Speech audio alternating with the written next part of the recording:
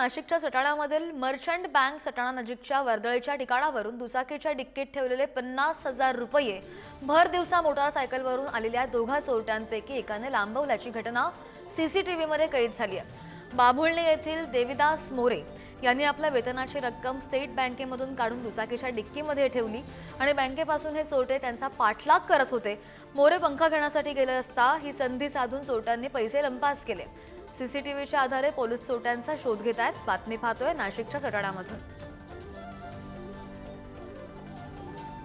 आणि ही सगळी घटना सीसीटीव्हीमध्ये कैद झालेली आहे। ही एक्सक्लुझिव्ह दृश्य नाशिकमधून नाशिकच्या सटाणामध्ये ही घटना घडलेली आहे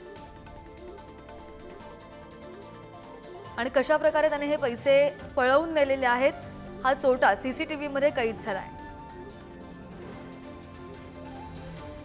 मर्चंट बँक सटाणा नजीकच्या वर्दळीच्या ठिकाणे आहे आणि या ठिकाणावरून दुचाकीच्या डिक्कीमध्ये ठेवलेले 50,000 रुपये होते ते भर दिवसा मोटारसायकलवरून आलेल्या दोघा चोरट्यांनी लांबवलेले आहेत।